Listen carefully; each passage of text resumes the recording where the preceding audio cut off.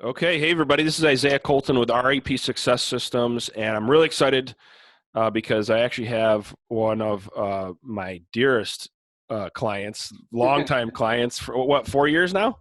Five. Five years. Mr. Chris Walker has actually been with me since the creation of our first division, which is basically is an ISA service calling for sale by owners and expireds.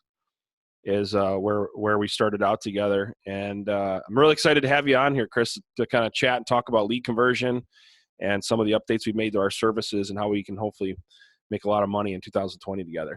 So thanks for joining me on this workshop. Really, No, I really appreciate you having me. yeah, awesome. So Chris, just a little bit about you and your team and some of your goals this year. Yeah, absolutely. We're out of Birmingham, Alabama. I actually partner with my mom, who's been in the business for roughly about 25 years. Combined, we'll do about, 15, $20 million worth of business here in Birmingham. Awesome. And yeah, our goals is just to, help as many people as possible. And we know that the money will come Yeah, when you take care of people, you that's know, great. so, you know, treating this like a full-time job, 8 to 5, working Yep. and going at it, and everything will take care of itself when you're good at it. Yeah, that's so true. That's so true. It's like, like people. Actually, I was having a conversation about in a mastermind group about success in general. People were asking me about basically from where I started to where we went, and we're starting to get some recognition. And essentially, I don't know if you know this. I'm a small town guy. I grew up on a farm. Never had any formal business education. Started a business, almost went bankrupt, and then and powered through it, and then 3 years later hit the Inc. 500, number 308 on number 308 as far as fastest growing companies on the Inc. 500. And they're like, wow, that was such a crazy transition. And something you just said triggered me because we were talking about success. And I said, well, when it all turned around for me is when I stopped looking for the magic bullet, Mm-hmm. right? And how basically, like, yeah, there's proven principles where if I just go find those principles and then I work and then I take massive action on those success principles that are already in the industry, that are already proven, and I take massive action on those principles, then it's somewhat predictable, right? Because you're gonna get out of it what you put into it, And they're like, oh, so basically, if I just work hard, then I'm gonna be a millionaire. Well, no, you gotta use the right strategies and systems and work hard, and then yes, you can be very successful. So I'm glad you said that because really, at the end of the day, there's so many people in our industry that they get in, they get excited, and either they don't have the right systems, right, or they're looking for the magic bullet and they don't want to work, Yeah. right. And really it takes the two of them to come together, right. Would you agree with that? Oh, absolutely. Yeah, and I know it's cliche to say, but saying work smarter, not harder. I mean, it Yeah, really is true. I mean, yeah, it is. It's work smarter, not harder. And one of the things that I like to talk about is work smart and work hard, mhm, right? absolutely. Because you can work hard on really stupid things, Yeah. right? You're gonna, It's you're like, gonna mess, you're gonna mess up doing 100%. That's what yeah, the old football coach used to say. yeah. Nothing wrong with making a mistake, but go full speed doing it. Yeah, go full speed doing it, right? But if you got blindsided, you might want to stop and think for a second why you got blindsided, right? Before you Not go gonna put smash yourself your in that head position. again, Yeah, right? So, but anyway, so I'm one of the things I want to talk about is a little bit about, so when you first signed up to our services, we start working together. We were a peer prospecting company, and we basically called for sale by owners expired. So since then, just to kind of give you an update, and we're going to talk about some of the services that you have now. What we've done is become a technology first company. So the core service we have is called Database Pro, and essentially what we do is we go in and we look at we consolidate. We take a team or an individual agent's data, we consolidate it, we rank it and score it, and then we actually apply artificial intelligence to it that makes the database dynamic. So you're getting constantly updated data on cell phones, emails, addresses that, so the data is not just sitting there and getting stagnant over time. So leads come in, your past clients, and you're able to kind of keep a pulse on what's happening.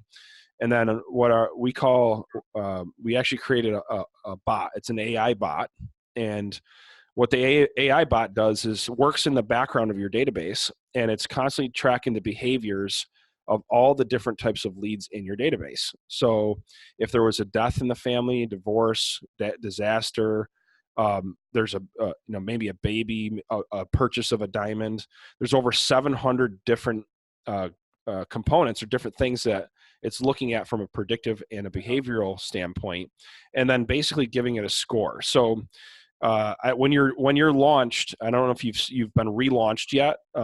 Have you? A little bit, yeah. It's early. A little bit. It's early. I've just been playing around with the line desk a little bit.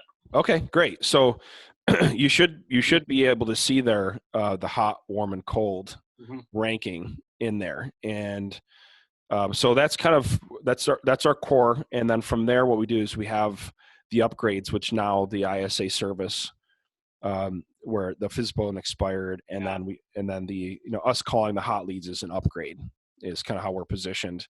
And we also have, I don't know if you know this, but I think you're on this now too. You have the Facebook lead generation. Yeah, right. That is just started yesterday, or actually today. Okay, beautiful. Awesome. And that's cool. I always was one of those kind of people. I was like, I don't need that. Right. That's the way I've been. I've been blessed that I've had good business and kind of just right. The FSBO's expired and I'm happy with that. And that's when y'all you push me. You're like, no, try that. Do this, try it out. It's and just from what I've seen so far in the past couple weeks, I'm impressed, and getting ready to see how it unfolds. And like anything, it takes time to get going, and it's still really early. But so far, it's a wow. Yeah, that's awesome. That's awesome. So we can talk. I definitely want to talk about the Facebook leads a little bit. But one of the things that is interesting about the Facebook leads is a lot of them are kind of at the beginning stages of their buying cycle. So, the negative part of them can be perceived as, okay, a lot of them aren't ready to go now, but the positive is you don't have a whole lot of competition there if you can keep them in your database and keep track of them. There is a ton of low-hanging fruit there, though, that the Facebook bot, as it's having conversations and it's kind of pre-qualifying them a little bit for you, warming up for you, and then they're asking the right questions. The biggest mistake, the agent doesn't jump in and contact them fast enough when they're requesting to be contacted. So the nice thing is it generates a large volume of leads. It generates hundreds of leads. Again, it requires follow-up and nurturing on a lot of them. But a lot of our clients will generate 3 to 5 closings a month once they get it ramped up and get the system working. So it can be very, awesome. very. And if you start hearing dog and child background, let me know and I'll try. No worries. So basically how we're structured, since I know it's been a while since we connected. So you have database, which are our core, and then we have the 2 different divisions kind of that come off that you can upgrade to with database, the Facebook, and then down the road, which we're kind of have brought back into beta. But we have something coming out which is called Power Brand Pro, which we want to basically build your brand, starting essentially with social media. So maybe down the road, once that comes out, we can reconnect, talk more about that. Okay. So I want to start off and talk about database. What's your mindset? What's your mindset when it comes to monetizing your database, like making money on your database? What's your mindset right now currently? Mine is, I've always said database is like a baby. If you don't feed it, it goes away. Yeah. So that's the kind of the mindset I've had with it. Should I be better about feeding it? Oh, absolutely. Yeah. But that was one of the things that stuck into me that my mom told me is get in the business is treat your database like a baby. That's good. You feed it, it'll grow. Right. It grows up and it'll become prosperous and it'll help you out and utilize it. That's good. But me, just like everybody else, we get busy and, it's one of the things that doesn't get nurtured like it should. Yeah, absolutely. Out real quick. No, that's all right. It's all good. Take your time.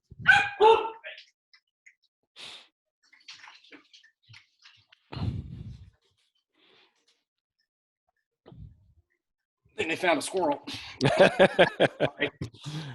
So, so you have the CRM, you have the ranked leads. They're getting the automation going for you, right? Mhm. In your prediction, how many deals do you think are sitting in your database right now? How much money do you think is sitting in your database if it was being worked Oh, effectively? I mean, millions. Yeah. I really, I don't. I mean, I don't have an Yeah. exact It's number. hard, right?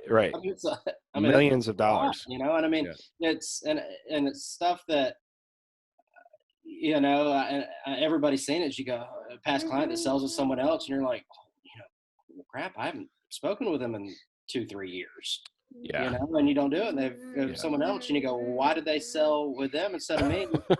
And it's someone I that hate they that. I see, hate it. Yeah. Hmm. you're not thought of. You've done your job, and you're not, Hmm. close with them anymore.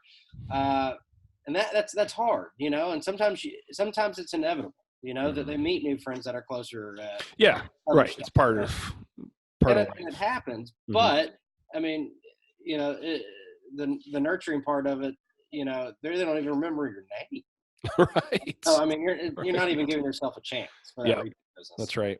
That's right. One of the things we did a study with when we rolled out Database Pro, uh, with the clients that actually took the time to do a video once a week, either a market update or a shout out or Mhm. talking about a listing that they have coming, and then and shooting that out to their database, versus a video that versus actually a client that did not do that and did not use video. Take a guess the difference in engagement in the database. Any idea what the percentage was? Half. Yes, about almost dead on. Almost dead on. So and actually the ROI spiked and skyrocketed, because so what will happen is if you a lot of people get kind of scared about video because they're like, I'm not good in front of a camera, I don't know what to say or whatever it may be. And the reality is that what we say is, if you don't want to get super scientific about it, or like or you're not very marketing savvy, what we say is a video is better than no video, period. Like, no matter what, that's the And starting point. I'm bad at that too. I Right. mean, it's Right. So, so what we do is we encourage our agents to take just once a week. And we actually have all the topics. So if you want to write this down, if you go to ultimatelisteningmachine.com, and we actually came up with a training course that, if you don't have the login, I'll make sure we'll follow up with you to get the login to it. But there's a training course that walks through, and there's a whole marketing section that I've done where I encourage you to kind of go through that. And there's a part where it actually gives recommended topics for videos and how to do them. It helps people feel a little bit more comfortable with them. And then just pick one time a week where basically you go in there. RCM is really friendly. You click a couple buttons, take the video, then it'll shoot it right out to any segment of your database you want it to. yeah. So you can pick what part. And what a lot of our clients are doing is basically sending out the video, and then the reporting will show you who watched the video. Oh, cool. Yeah. And it gives you a great idea of who maybe to stay engaged with, and who to touch base with. And then if you're what's really cool about it is, if you see the lead ranked hot, that also watched the video, you're like, okay, this person's either looking to buy or sell pretty quick. I might want to give them a call. Or I got a really big fan. Yeah, you got a huge fan, right? That's right. Yeah, your posse, right? Yeah. That's awesome. Your fan base. The CW fan base. Yeah, exactly. I like it. That's a T-shirt, man. Maybe they just That's a like great look T-shirt. at it, Yeah, I like it. So, but it does take some time, and time blocking, time management to do it. But it's over the course of it, what will start happening after about 3 months, you'll start getting a wave of inbound people, people that like maybe you haven't talked to in a long time, or people that you forgot of. They start reaching back out to you. They start calling. And and then as your messaging gets better, you start to get more referrals off of your. And the other thing that I thought was really database. cool is that, if you don't have a huge database, and something David took my database and the geo leads, Yes. which is kind of cool. Which geo leads are harder to, convert. Yes. But to see that out there and to have something to go on just to get you going, and kind of, I thought it was kind of cool to mix them both. Yep. Because then you can see the difference because they're ranked saying, hey, this is from, where we pulled this from, and then this is a geo lead, so they rank them all for you. And I just kind of think that that part of it was kind of cool. That's really awesome because if you look at people, there's different market segments, right? So you can work I think what you're saying is you can work your current database and you can have that, but then also for those of the clients that are still want to build their database, you can bring the geo in. That's what you're saying. Yeah. Cool. Yeah. And then you have for sale by owner expireds, which is similar to geo, but still a little bit of a different strategy on how to attack them, right? Yeah. Which I definitely want to talk about that too. But out of curiosity, if you don't have the answer, let me know how many hot leads you have actually sitting in your database right now. You don't have to answer even on this, but like even right now, don't worry about it. But afterwards, just out of curiosity, even if it's after the session, how many hot leads you have sitting in there? Yeah. And if you don't know how to sort it, we'd be happy to show you how to sort it. I can probably actually look right here. Okay, cool. So we got database, so that's kind of the foundation of it. The other thing is when you log into the Ultimate Listing Machine, there's actually a sales and marketing plan, a 12-month sales and marketing plan that's built out on exactly what you can do with geo leads versus your SOI versus every different market segment. It's got actually a 12-month sales and marketing plan to follow exactly to maximize the conversion. Okay. So do you guys do any postcards? I try not to. Okay. Try not to. Okay. So postcards aren't part of the plan. Got it. Yeah. Got it. Cool. Have I done it before? I think like everybody else. Yeah. Yeah. Yeah. There's a whole debate about that. Actually, do you know who Beatty Carmichael is? Have you heard that name? I've heard the name. Yeah. He's actually in your neck of the woods, but we did a series called Geo Farming Secrets, and he's got a really interesting postcard strategy that he uses for geo leads. And I think if I can get you on another segment, I'd like to talk a little bit about that. Yeah. Right? Talk a little bit about that. So it's called the 3S principle. Basically what the whole psychology of the postcard is what you do is you start off showing off a listing that you just sold. And then in the body of the content, it's you educate them on basically what you did to sell the listing. Mm-hmm. And then there's a call to action. And the call to action is a unique value proposition. Give us a call to find out about our easy exit listing, or about our communication guarantee, or about our 55-point marketing plan, or about how, our 39 days sold guarantee. Yeah. And so that simple formula, it's quite interesting to hear some of the statistics that his clients are getting off of that type of postcard. So I'll give you the link. To check that, to check him out just for the heck of it, because he's got the whole thing dialed into a science. Yeah, awesome. So you got the whole thing dialed into science. So we got the database. So what do you think is realistic? Just us talking and having a conversation. What do you think is realistic for you to do different with the tools that you have now? Like, what do you think you can commit to honestly between now and this time next year? What would be a good goal to get actual transactions out of your database that you normally wouldn't have gotten using our tools? What would be a good goal for you? I'm hoping that it'll boost business, $2.5 to $3 million, if not more. I think that's not the unknown. I think reasonable goal is 2.5 to 3, and then see where it goes, and then hopefully get to 5 and beyond. But I'm one of those that I don't like low hanging fruit. I like something, but not the BHAG yet. I want something that's attainable so you can hit it. And I think that goal with this, from what I've seen, is attainable. And then go. I agree. And that, if a person, on kind of like a conservative scenario or a scenario that is realistic, like you said, if somebody can do 3 million, there's some good money there. There's some good commissions there. Absolutely. And it definitely more than covers the cost of the campaign. So that's good. Oh, yeah. So good. So we talked about database. One of the other things, I think one of the most underutilized tools in the system, Chris, is text. So you have 10,000 credits on text. So I encourage you to definitely engage using text. And we have ways to utilize text actually in that class as well, and how you can kind of drop text in there. But we find that if you have a process where you're doing video through email, and then the following week in between a video, or maybe even the same week, you say, hey, look, this is Chris Walker. Just wanted to reach out through text here to let you know I sent you a quick email. If you could Yeah. check your email, just something simple like that really helps. Or doing a text once in a while to everybody saying happy Father's Day. Yeah. Through Well, text yeah, is huge. follow up, and I think we've talked about this years ago. Is I forgot what it was that most agents give up after like 3 weeks or something. Yeah, actually, we You have a know, slide we can pull up here in a little bit, but what the number one problem with lead conversion is exactly what you said. Most agents quit.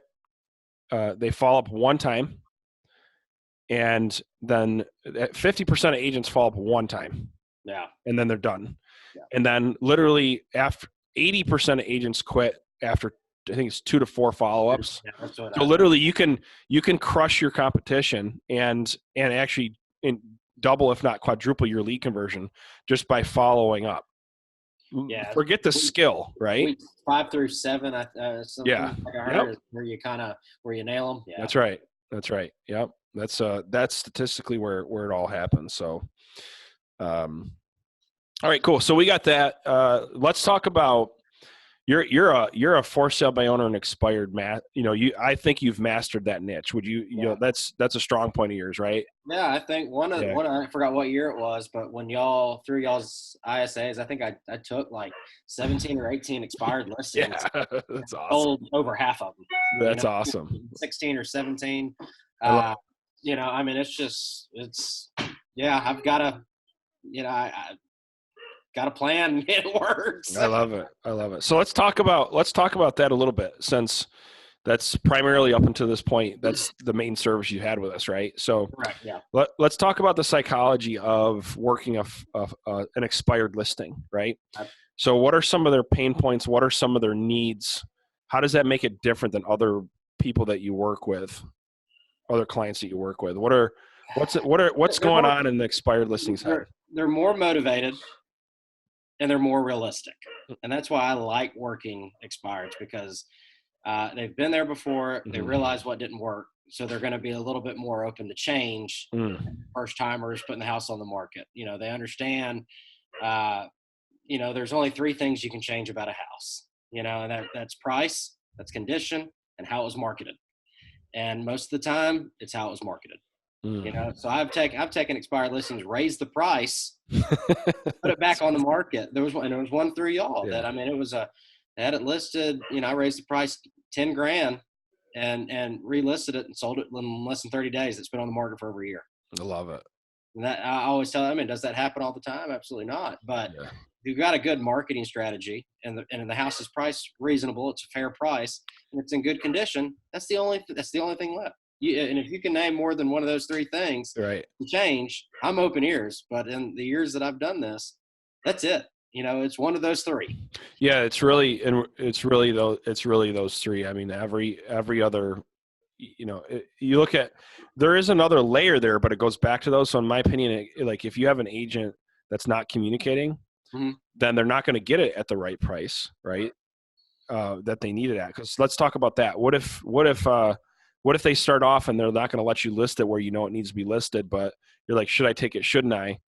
Let's talk about how do you get it? How do you get them to actually get it to the right price that you need to? What are some of the strategies that you use? Well, you just got to tell them that, I'm not here to waste anybody's time. I don't want to waste their time. Don't want to waste theirs. And sometimes I've walked away from stuff. Right. And that's hard to do because, you're leaving money on the table. But when it starts affecting your days on the market as an agent, because people ask you that almost every single time, and a listing appointment is, how quickly do you sell stuff? And if you're just selecting listings and it stays on the market for 365 days, that hurts your average. So people, it's like, you want to go to the best person that can help you. It's like going to the doctor's office. You want to go to someone that's just okay. Mm-hmm. You know, are you going to listen to your doctor if they tell you need heart surgery or something will happen? Yeah. So the same thing. I tell them, I said, if you listen to me, we'll get you a fair price for it and make it a win-win situation for everybody. And that's the only way that I'll do business is when it's a win-win situation. Yeah, it's awesome. One of the big things we pulled with expireds is a huge thing was communication. That was their number one problem with their previous agent, why they didn't want to work with them. Mm-hmm. It's because they're having issues with communication. And what happens is if there's not communication when there does, let's say that you do need to do a price drop, but there wasn't consistent communication throughout the previous weeks or maybe month or whatever in between that price drop, of course they're going to resist with the price drop. And so if you're going to take a listing that maybe is a little bit overpriced, just make sure you're showing them everything you're doing for them. You're showing the stats, you're showing them what happened with the marketing. And then coming back to them, they're going to be more open-minded with you. Right. Yeah. Well, I tell people as I go in and they say, well, let's price it here. And even though it's against my better judgment, have a plan in place, right. Because I tell people, I work day to day, it's that communication guarantee. I say, you can get rid of me at any time. Right. I mean, I'm working for you. So if I have to come to you and ask for a price drop, I want you to ask me, what have you done for me at this price? Why did it not sell? And I want to have plenty of ammunition saying, I did this. Yeah. And during my appointments, I'll go, let's say, hey, at day 21, here, go ahead and sign this reporting form. We're going to drop the price to this. And if we can get on the same page, that way it makes them feel good that, you at least tried, and you feel comfortable that it's still a fair market price and it's not overpriced on the market because that, play nice in the sandbox. You don't want to, people to go, Chris, oh, he's just collecting listings over here. Yeah. Every market's got them. But that's one of those setting the expectation up front, going, okay, you know what, in my opinion, this is a route we can go, but let's have a backup plan. So at day 21, let's do this. I say 0 to 21 days on the market, anybody can sell real estate. You stick a sign in the yard and pray, Right. and your house sell. It's the 80% of agents that actually work to do, that, or the 20% of agents do 80% of the business that are actually good at their job that work after day 21. So what are you going to do for me on day 60? What are you doing for me on day 90? That's awesome. And that's what part of, I have those in place going, okay, here on day 30, this is what we're going to do. On day 60, this is what we're going to do. And I try. So you're right. So you're laying out a path to say, hey, look, if this doesn't happen here, here's the plan. Well, if I'm working day to day, they're going to fire me. So I got to I got to tell them what they're doing, on day 90, because day 60, they're going to be pissed, and I got to go back to them and say, hey, you know what? We had this conversation up front. And once you set the expectation up front, those conversations are a lot easier to have. Yeah. I think that why, any good relationship, business or personal, if you think about where it went wrong, is because expectations weren't set correct up front. And that's so powerful because I think that there's this balance between, I want to get the listing and I want to get the client, and then this fear kicks in. And I think that's why they don't do that. But what I think a lot of agents don't realize is by not having the expectations, they're actually not going to respect you as much, and you're less likely to get the listings. Where if you come out and you're clear with the expectations, not only will you get a higher closing rate because you're having a different conversation than every other agent they've talked to, because you're talking about expectations, but then also it's going to make the job, not that it's ever easy. Going back to the expired listings, what we said is, I won't get it that time, but you know what? I'll get it the second time and I'll sell it. That's right. So That's right. mean, let them take it and learn the first time and let it sit there overpriced. And like I said, it's hard to walk away from some, but if they're not realistic, don't, and it's not a win-win, then walk away. Walk away. I mean, then that's tough. And I've done it. I've walked away from $1 million houses and just going, you know what, the house just isn't worth this. I don't want to waste your time. And people, they'll respect that more often than none. And I've gotten calls back, people going, right. I didn't believe you then. And I you're right, Chris, you're right. Someone's going to come in here and tell you the house is worth, $100,000 more than what it is. But, here's my information to back it up. Here's the data that even if I bought it, or brought you an offer for $100,000 more than worth. The bank's got to loan the money. Yeah. It's Right. your other hurdle is, that's like, unless you got someone that's going to back up the Brinks truck, and even cash buyers, especially down here, are getting smarter and they're getting appraisals. Yep. Yep. So, it's Yep. just, it's tough to walk away, but you've got to, you'll be more respected with that potential client and, the realtor community, in my opinion. Right. Because just because you have a listing doesn't mean you're making money. Oh, absolutely not. If you can't sell, right? Like people get all excited. Yeah, I got a listing. Okay, great. Well, that's what people think. I'll collect listings so I can get, sign calls. But then Yeah. those buyers are going to ask, well, how long has that house been? They're getting smarter, and they'll realize Yes. the house has been there for forever, and he can't sell that house. His sign's Yeah. been there for a year. Right. So why would I want to work with him? Exactly. So, It backfires on you. yes, it does. It definitely does. Good. So let's talk about for sale by owner. What's the difference with their psychology versus an expired listing? Now that's a little more difficult. Mm-hmm. Expired listings, they're not as willing. I mean, it is a totally different psyche. I mean, it really is. I mean, this as well as I do. Mm-hmm. Anybody else has been in the business, and it's all about what can you do for me? Mm-hmm. And most for sub owners, their main objection is price. Mm-hmm. I don't sure sell my house, but I'm not going to pay you. Right. Same difference. So you've got to come with enough ammo going here. Again, make it a win-win. Is the house really valued correctly? Can I make you more money in the long run by actually taking it to, complete market and having other agents look at it?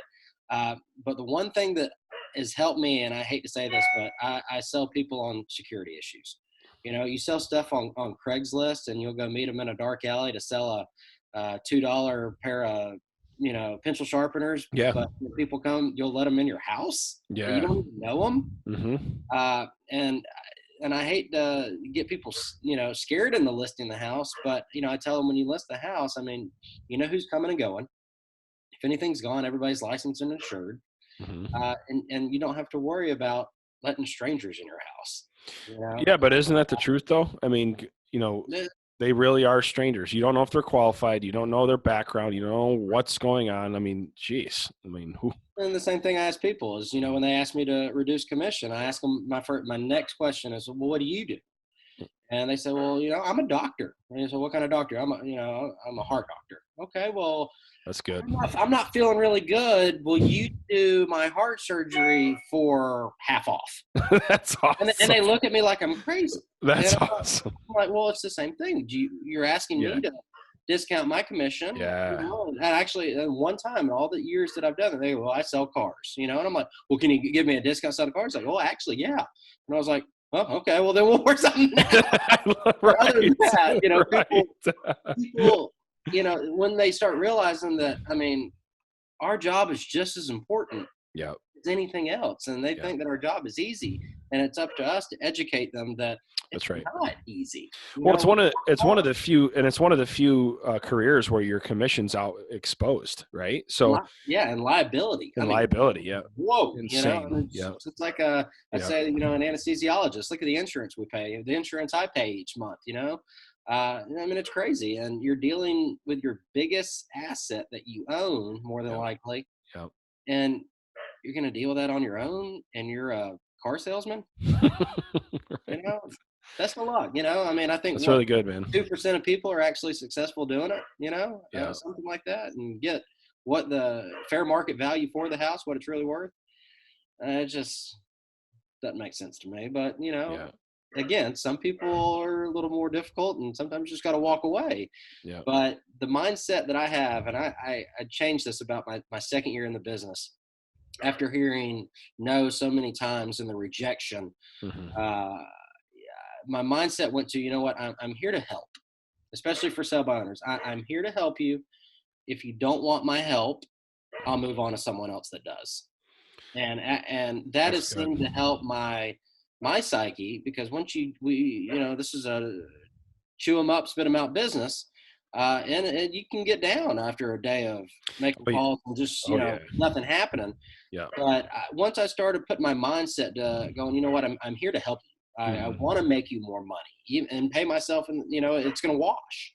And if they can't accept that, then say, what, thank you. and move on to someone that really does want the help. And that's helped tremendously, Yeah, it's really especially my good. personal life. Yeah, that's really good. And it's important to keep our own psychology in check when we're working with a different type of lead that maybe people haven't worked before, right? Yeah. And it's really, really important to keep our own psyche in check. What's interesting about that too is when we start thinking that way, and we start processing our goals that way, where at the front of my goal is obviously I'm in business to make money, but if I focus on helping people first, they sense that, they feel it too, and it's amazing how much more business you'll actually do when they feel that. Like one of the last coaching sessions I did is an agent went out on 10 presentations. They're kind of a mix of expireds and forced semi-owners. Yeah. And the conversion wasn't happening. So we sat there and kind of talked. And I said, well, let me ask you, what process do you have in place to make sure that those leads are converting? Like, what are you doing throughout your process? And so we started talking through that. And I have a 7-step sales process that I train and coach on. And it starts off with building rapport and qualifying, building value, creating urgency and desire, trial closing, and then overcoming objections. Those are the first 5 steps. And then follow up is the 6th, and asking for referrals is the 7th. So, and I'll press on my thing. And my opinion is, especially down here in the South, that number 1 is the most important. It's funny you say that. That's exactly what I was going to say. The reason why, based on how he was approaching it, he was going right and skipping the rapport and going right into the value, right? Yep. And it's like, and I go, you can get away with that if it's a referral, right? Correct. If it's somebody that maybe you referred to or a past client, I get it, right? So, but if you're going to go walk into a stranger's home and you're not going to be focused on connecting with them and finding common ground, helping them understand that you care and that you're not there to take the listing if you don't think you can help, right? And you're using that type of language. Oh man. People ask me, and I think I've told you this before, is they ask me, well, what do you, and even new agents, my officer, like, hey, I want to go on a listing appointment with you. And they're like, well, what do you take? And I say a pair of pants and a shirt. I literally, I don't take anything with me. Right. The comps and stuff, I email before or after.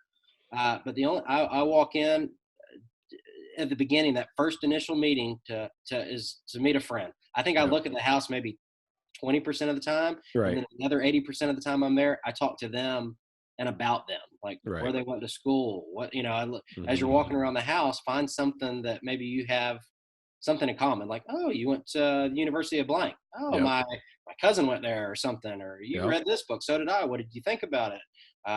Down here, it's like, oh, you're an Alabama fan. Hey, me too, Roll Tide. You find that connection, and then going into the business talk is a lot easier. It's a lot easier. Is the transition, and finding, the first meeting is to make a friend. That's what I tell people is I'm not here to be pushy. And even the company I'm with, they say, some of the people are like, sign here, sign here, sign here. The goal is to get that signature on that first meeting, which I understand. And that may work in certain parts of the country that people like to be more direct. But down here, that doesn't work. People that if I take it back, turn it, the shoes on the other foot. When if someone walked in my house saying sign here, sign here, sign here, I'd be like, whoa, calm down. Hey, let's date first. I mean, that's kind of what, it is.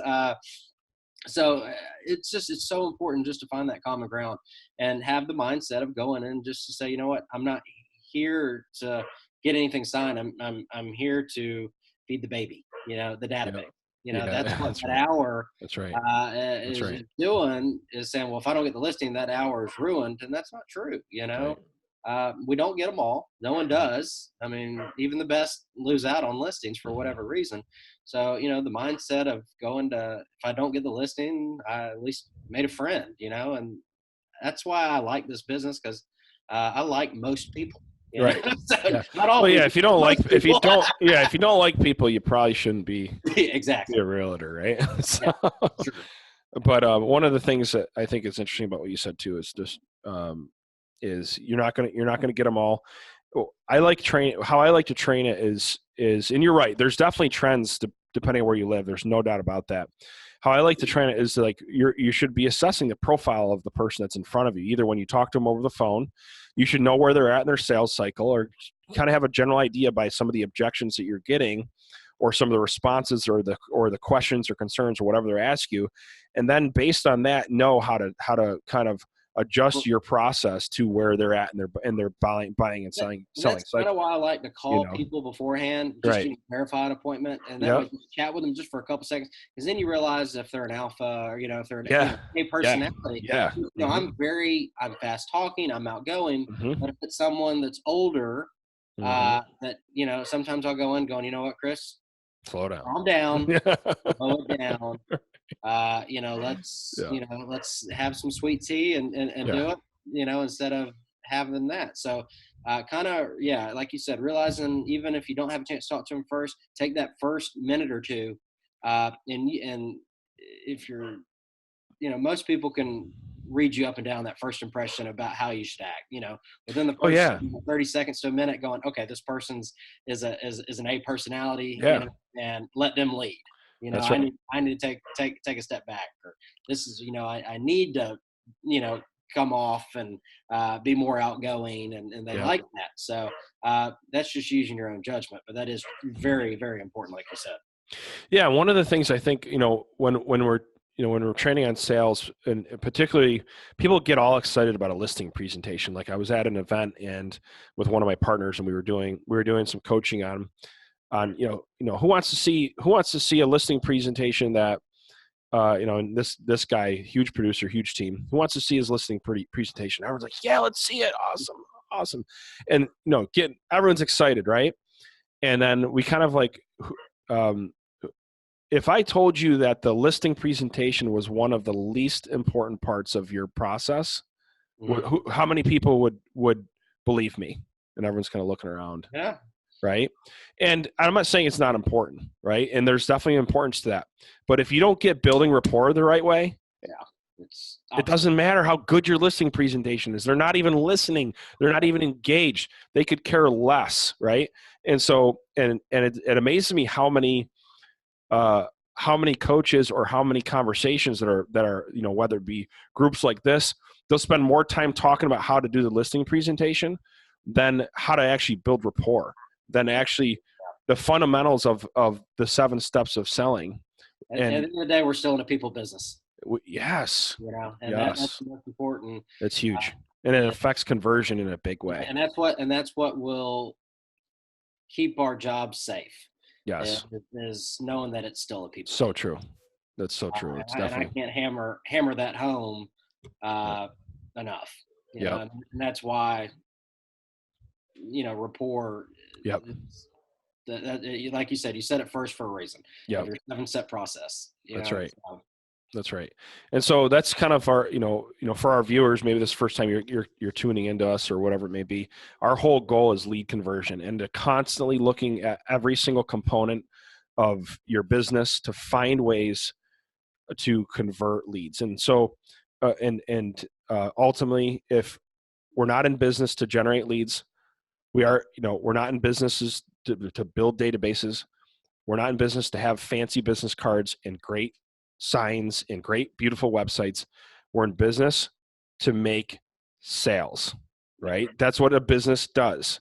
And so it's so important that I want to encourage you guys. I want you guys to start thinking differently and look at your day, look at your, what you do in a day. And I want you to think about this and start thinking about your business in terms of a sales funnel and all the different points of what affects conversion, from the time that maybe you look at from your website, or maybe it's a prospecting call, however they're coming into that funnel, website, prospecting call, Facebook, referral, whatever it may be, to the time they hit your database, to the time that you're, to the process of following up in the database, all those different activities, to the point of to the appointment, then to the presentation, and then the follow-up after the presentation. And I really want, what I'm hoping that anyone who's watching and you're kind of tuning in here, is that you start thinking differently about lead conversion and start thinking about it as an art and science combined together. And because, we're talking kind of like down in the funnels where kind of the conversation ended up going, where, okay, you've had that conversation. They were either in your database or you brought them into your database, you set up an appointment, and now you're out on a presentation. And that building rapport is a major component of conversion. It's huge because if you don't get that down, but that's just one part. And if you want to know what makes the difference between somebody who's average and good, and then somebody who's good and it's great, they break the lead conversion process in their sales funnel down and focus on it and laser focus on it, and they're fine tuning it constantly, and they're looking at that system constantly to find better ways to convert more business, convert more leads. And so pretty much anybody that I've engaged with that has adopted this mindset and they do it consistently on a daily basis, they pick their head up a year later and they're shocked at how much more business they got. And here's the thing, they didn't work any harder. Yeah, same. Yeah. They didn't know. People think, oh, if I get more, yeah, you got to do more, of course there's more, but they didn't do much different to get to the point of making more money. They didn't have to spend more money. And that's still have quality of life. Yeah, they still have quality of life. And what kind of drives me crazy about where our industry is, and not only our industry, but just being an entrepreneur and being in sales in general is, we're focused on lead generation, which is so important. It is important, but what we don't realize is we have everything. Like, we have this amazing asset we call our database, where if we focus on lead conversion and monetizing and mining what we have, that we can actually spend less money, make more, have better quality of life, and better relationships with the people that we're working with all at the same time. Yeah. And that's really our mission here. And Chris, I really appreciate you kind of joining and talking about what's going on with lead conversion. And here's kind of our takeaways, Chris, and if you have anything you want to add, feel free, is that most agents don't maximize and cash out to the level they can on their database. They just don't do it. And yeah. Right. And so I think that if we committed to doing one video a week, using the systems, working and using our systems, looking at the hot, warm, colds, coming up with a strategy, taking the 12-month sales and marketing plan, time blocking maybe an hour a day to go through that, maybe on top of our prospecting, and follow those steps. We're gonna generate so much more business out of our database. And then specifically when we're working with different type of leads, we got to know the profile and know the psychology of. That's the second thing that I took. What you're talking about is knowing the psychology of the person that's in front of you, and make sure you have strategies and tactics, kind of how to adjust to the type of lead that you're working. Right. Working an expired listing is very different than working a for sale by owner. So understanding that, we're thinking strategically and then tactically. Strategically, okay, what's the profile? What's probably their problems? And then tactically, okay, here's how I'm going to approach that based on, what some problems or situations happening with an expired. What's that? I know, like I said, those 3 things that you can change about any house before I go into any appointment. I've done my research and I know which one it is. Give those 3 things again for everybody, just in case they didn't catch them the first time. Price, condition, and how it was marketed. Right. And and what you're saying is you're doing your research and you have a darn good idea, if not know exactly what it probably was before you're walking in. Yeah. And I tell people this all the time is I can't force someone to buy your house. I can't sell either they like it or they don't. I said, yes, I sell real estate, but my job is to market your house to get as many people in the door as possible. And that's what I'm good at. That's awesome. That's awesome. Awesome. What I tell them, I say, yeah, I can. Do you want to hire a real estate agent, or do you want to hire a marketer?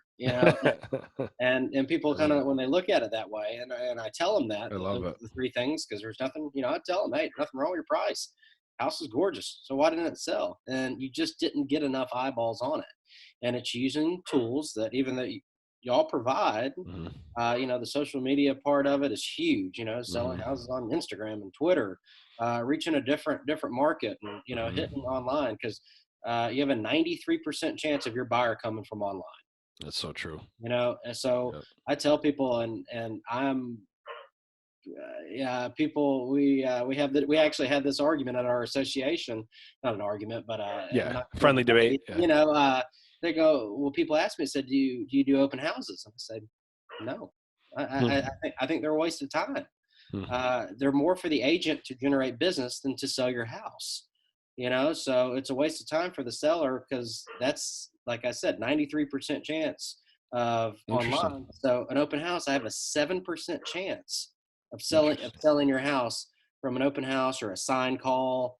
And these are stats from the National Association all across the country. So interesting. Why am I going to focus my time and my money on that 7% when I can take and focus on that 93? Right, generating more online. So I tell them, I said, if y'all want me, I'm not going to lose a listing, because if you want me at an open house, sure, I'll generate more business for myself. But and anybody else that tells you that it's different, then they're lying to you. That's what an open house, an agent has an open house for. To generate business for themselves, It's to generate more leads. Interesting. I'd love to talk about this. Like I said, it was a nice debate that we had. That's fun. That'd be fun. I wish I was there. I wish I was there. That'd be a lot of fun. Everybody's got a different, mindset, and that's what I like about how you're offering different things. Right. Because maybe all four of them aren't for everybody. Maybe it is two of the four, three of the four, one of the four. Pick your poison. Some people are better at certain stuff than others. That's right. And I think that's important. Find out what works for you. Right. And if you're crushing it on open houses, then you know what? Keep doing them. Keep doing them. Right. Someone said they're worthless. You'd be like, well, I don't know what he's talking about, but it didn't work for me. So just you got to find your niche. What works. Exactly. Find your niche. There's and actually, what I'd like to do, Chris, if I could, I'd like to do a series on niches. I'd like with you, if I could get you two, maybe it doesn't have to be right in a row if your schedule doesn't work this way, but if we could do maybe like 2 or 3 Wednesdays, and I'd like to actually start from the very top of talking this conversation about for sale by owners and expireds, and then geo, for sure, and then just kind of starting from the psychology to I'd like to talk about the prospecting component of it. Maybe I could talk about the prospecting component of it and then pick it up where, okay, here's how we prospect. Here's some of the objections we get. Chris, how would you handle this? Okay, now you're going out to the appointment. How would you handle this type of objection? And to kind of walk them all the way down through the journey. Absolutely. That would be awesome if you do that. To not even know what you're going to ask me beforehand. Okay. I love the right on the spot. Right on the spot. Cool. That's how we work. That's right. That's how it's got to be. Right. That's how it's got to be. You got to know the answers. Yep. To what these people are asking. You don't. If they ask you that question on a listing appointment and you don't know. Right. So yeah, that's what it comes across. You got to know the answers. What's that? That's so true. An attorney's not going to ask you a question they don't already know the answer to. So by doing this, it's usually the same questions over and over again. It's so true. You got to know the answer. You can't say I don't know. That's right. What if you say that in court? I love it. I love it. That'll be a lot of fun. This is gonna be a lot of fun. So the other thing too is I have an experimental campaign that I'm working on that I'd like to try in your market, where we can talk about this maybe at the last segment once we get into actually taking action and doing a campaign and having them set up campaigns. But I have this idea where if we took all the old expireds, maybe like 2 years, like 2 years back, and then took our artificial intelligence and put the ranking on the old expireds, identified which ones are hot. That'd be cool, yeah. And then come up with a campaign to attack them, because they're not back on the market yet. But at the same time, if our artificial intelligence is tracking them as hot again, now we come up with a campaign to market them. That could be a huge niche that. Oh, for sure. That most agents aren't going after. Going after expireds that have been expired for a year or more, other than something that just came off the market, because those people are getting 30, 40 phone calls a day from different agents. And if you exactly, you're the only one that's calling. Yeah. And you're not going to have any to no competition. Yep. That's why I'm curious to see how it works. That'd be awesome. Yeah, I'm curious to see how it works. So I don't know if you're free Eastern Standard Time at 12 o'clock next week, but if you are, I'd like to kind of pick up this conversation, talking about for sale by owners and expireds, and go from Yeah, there. I'll just have to look at my calendar. Just have Claire give me a call. Okay, that sounds good. Again, Chris Walker, he's mastered for sale by owners and expired. So I'm so glad to have him on. And I know you're doing some awesome business down there, and you do good business too, which is really, really important. That's not, unfortunately, that's not always the case in our industry. But Yeah. you do good business, and I'm so privileged to have you as our client. And we look forward to talking next week. Yeah, appreciate having me. Buddy. Thanks. All right, thanks. Bye.